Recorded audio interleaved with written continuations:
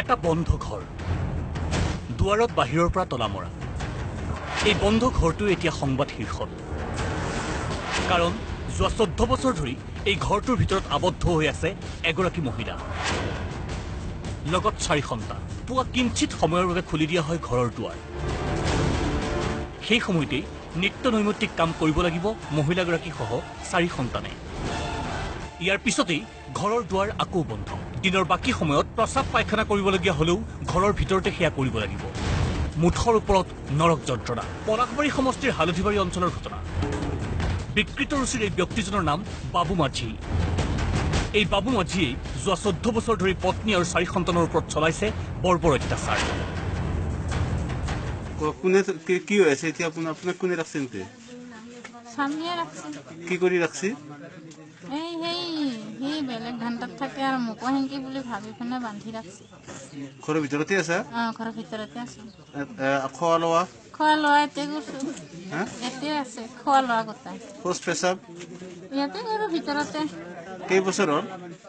13-14 বছৰ মানে হল স্থানীয় লোক ৰাভা ছাত্ৰ সন্থাৰ কৰ্মী আৰু ৰাভা মহিলা পৰিষদৰ সদস্যই সোমবাৰে দুৱাৰৰ তলা ভাঙি উদ্ধাৰ কৰে দুৰ্ভগীয়া মহিলাগৰাকী সহ সন্তান কেইটি সকলোৰে সন্মুখত নিজৰ ভুল স্বীকাৰ কৰে বাবু মাঝিয়ে কামটো বেয়া হৈছে ভুল হৈছে আৰু নকৰোঁ আজিৰ পেৰে আৰু কিবা ভুল পালে আৰু যি ব্যৱস্থা লৈ ল'ব কিন্তু কিয় এই অদ্ভুত কাৰ্য কথা শুনক বাবু মাঝিৰ ঘৰত আছে কি কৰি থৈ দিছে এনেই তালাটো লগাই থৈছিল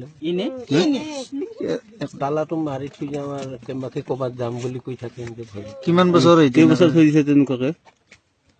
12 বছৰে হ'ব এতিয়া মুকলি আকাশৰ তললৈ আহি বুজাব নোৱাৰা অনুভৱ এই কণমানিটোৰ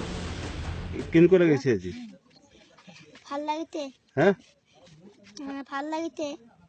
ইমান দিন ক'ত আছিলে ঘৰৰ ভিতৰত ক'ত কবিতাত ঘৰৰ ভিতৰত ভৱিষ্যতে পত্নী আৰু সন্তানক অত্যাচাৰ নকৰাৰ প্ৰতিশ্ৰুতি দিয়ে বাবু মাঝিয়ে ৰাভা ছাত্ৰ সন্থা আৰু মহিলা পৰিষদৰ প্ৰচেষ্টাক শলাগ লৈ ৰাইজে এটা সাংঘাতিক মানে কাৰবাৰ হৈছে আমি যথেষ্ট ইয়াত আহি হতাশ হৈছো মানে আচৰিত হৈছো কি ঘটনা ঘটি আছে তেনেকৈ পৰৱৰ্তী সময়ত আমি যি ইয়াত 4টা সংগঠনে লগ লাগি যিখিনি কৰণীয় আমি সেইখিনি কৰিম বুলি এতিয়া মানে ভাবিছো কিয় মানৱৰূপী দানৱৰ এনে উদ্ভট কাৰুকাৰ্য য'ত নাৰী অধিকাৰ শিশু অধিকাৰ সকলো খৰ্ব আধুনিক সমাজৰ বাবে এনে বিষবস্ত্ৰ নিঃসন্দেহে চিন্তনীয় আজাৰাৰ পৰা হিতেন মালি প্ৰতিদিন টাইম